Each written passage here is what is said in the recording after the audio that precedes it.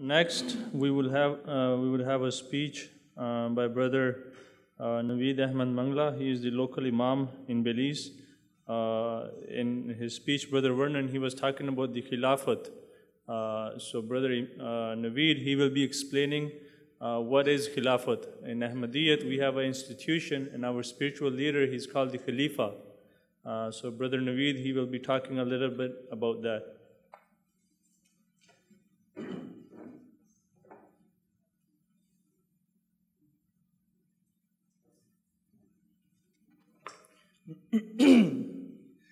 Assalamu alaikum warahmatullahi wabarakatuh.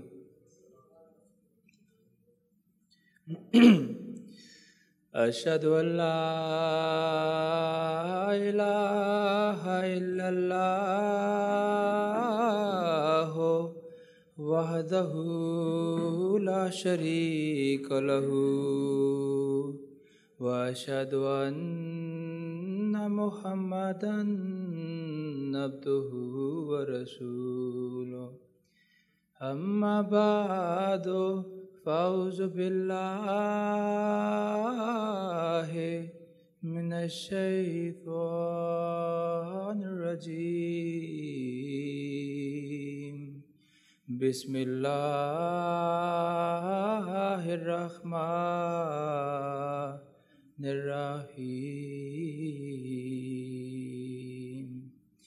وعد الله الذين آمنوا منكم وعملوا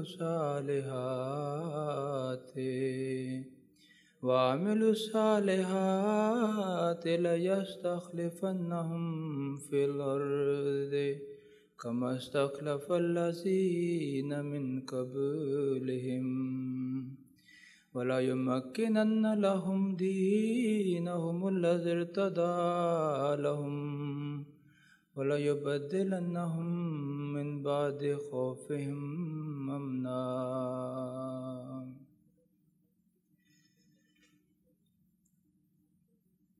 We need leadership in the world. Imagine a country without a prime minister, a city without a mayor, and a house without the parents or the father. Imagine how that will function. The word Khalifa means subordinate, or the one that comes after. And the Holy Prophet of Islam has said that every prophet had Khilafat after them. Meaning that every prophet that came had the institution of Khilafat. They had Khalifas after them who will continue the mission after they're gone. And the reason why that's important is because a man can only live to the average age of 60 or 70, or he can probably go up to 80 or 90. And when prophets come, they cannot finish their mission during their lifetime. Therefore, they need somebody to carry on their mission after they're gone. And you must have read in the Old Testament that Joshua carried on the mission of Moses. And James, or St. Peter, some would say, had carried the mission of Jesus when he was resurrected according to Bible. So Khilafat is not only important to Muslims, it's important to everybody. So we, the Ahmadiyya Muslims, believe that we are the fortunate to have leadership or have Khilafat. The reason why the other Muslims are lacking this and they cannot have it is because they don't believe that a prophet had come after the Holy Prophet Muhammad, peace and blessings of God be upon him. As you would know that the Holy Prophet Muhammad, sallallahu alaihi wasallam, peace and blessings of God be upon him, after him the Khilafat continued for about 33 years. Then it was taken over by kingdom. And then the Prophet Muhammad predicted himself that after that, the Messiah will come and he will have his Khilafat started, and that will continue till the end of time. And we are that fortunate community who believes that the Messiah has come while all the other Muslims are waiting for some sort of person to come and represent Prophet Muhammad. So this is Ahmadiyya Muslim community for you. The community who believes that the Messiah who was predicted by the Holy Prophet Muhammad has come already, as Brother Vernon mentioned. He was born in 1835 and claimed in 1889, while all the other Muslims are still waiting for some person to come. And when he came, the promised Messiah also said the same thing. He said that I have only come to sow the seed, and after that I will be gone. And once I'm gone, my institution will be carried on by Khilafat. And therefore, the Ahmadiyya Muslims have a Khalifa, a spiritual leader who we are obedient to, we are a person who we look up to. He has weekly sermons that he delivers, and we all listen to him. And the one thing that's so great about the spiritual leader is that we're all combined in one single community. Whether I'm sitting in Belize or I was in Canada, I've been to Liberia, and I've been to different countries, we're all attached as one households. When you have one person telling you what to do, it's very easy to be disciplined properly. But when you have one imam at one mosque saying that do this and the other one saying do that, everybody's going to be wandering around, not knowing what to do. So the beauty of our community is that one person speaks, he makes the calls, and we all obey. Why is Khilafat so important, and what is the status of a Khalifa? A Khalifa is he who is chosen by God, because God says in the Holy Quran, Inni ja'alun fil ardi khalifa, that I will make you. He was referring to Prophet Adam, and he told him that I will make you prophet on earth. So this is something that we believe is chosen by God Almighty. Although there are elections that are held for our Khalifa, but we believe that even in those elections, the people that are sitting in those elections are guided by God Almighty. And the beauty of a Khalifa is that he shares the same qualities of the Prophet that he's representing. And then he's given this light by God. And once possessing that light, he shares that light to his community members, the people that follow him. So all of us who believe in Khalifa and we listen to him, we also get that light from him.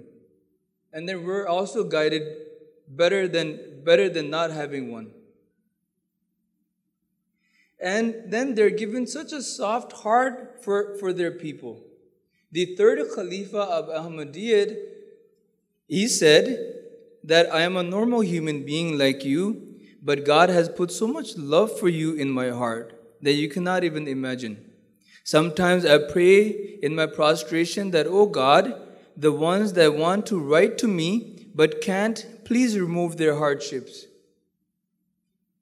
The ones that have never written and neither have they ever thought of writing to me, even remove their obstacles and fulfill their needs. And then the same Khalifa at another occasion said, I guarantee you that whoever Allah chooses, meaning God chooses to be your next Khalifa in future, He will pray for you in such a way that even your parents would not have prayed that much for you. And this is the beauty of our community, that we have love for our Khalifa even more than our parents. And that's not found anywhere else. You grab any Ahmadiyya Muslim and you ask him, who do you love the most? He will say, our Khalifa. Because we've been trained this way. We've been nurtured this way to obey our Khalifa, and that's the beauty of our community. You know, there was a Canadian author. He went to meet our fourth Khalifa who died back in 2003. And when he came out of the meeting, one of the person that was sitting outside, he asked him that, how did you, and he was not part of our community. And the person asked him that, how was the meeting? How did it go? The author said that I went with this mentality or this thought that the community members have so much love for their Khalifa. But I have come out of the meeting with this certainty that the love that the Khalifa has for his members is nothing compared to what the community members have for their Khalifa. And this is the beauty. That whenever we get sick, we need some prayers, we write a letter and we get answers and we can see that he's praying for us. And the reason why God listens to him more than ourselves is because he's carrying the mission of God. And when somebody is working for God, then imagine if he's asking something for you, don't you think God will listen to him more?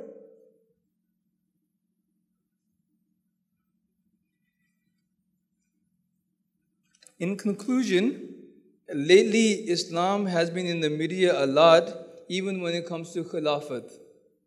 And the reason why the Khilafah that you would hear when it comes to Iraq and Syria and ISIS and so on, the reason why that doesn't make sense is because, like I said, number one, Khilafat comes after prophethood. And since no prophet has come for, or at least they don't claim that prophet has come for them, they cannot just start a Khilafat on its own.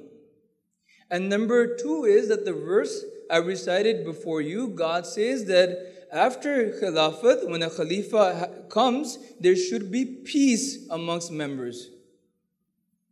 And this is what we as Ahmadiyya Muslims believe, peace. And that's exactly what our Khalifa is doing in the world. He goes to every country and spreads peace and love to people. And that's not found in any other Khilafat. So that's why no other Khilafat makes sense. Nobody can just get up and say, I'm the Khalifa. It doesn't make sense. It has to come from God, and there has to be, some examples shown. And that's what our community has been doing for the last 125 years, and that's what our Khilafat is doing for last 100 years, and that is exactly why we have come to Belize. We're not here to win any territories. We're not here to grab any land from you or to take over your houses. We're here to win your hearts. That's all we're here for. We're here to offer love to you.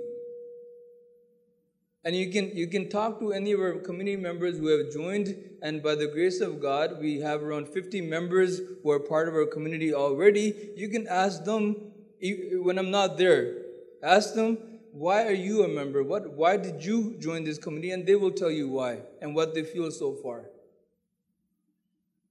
I pray that may God enable all of us to serve you, Belizeans, in the best possible manner. Thank you. Wa akhiru da'wana anil hamdulillahi rabbil alameen.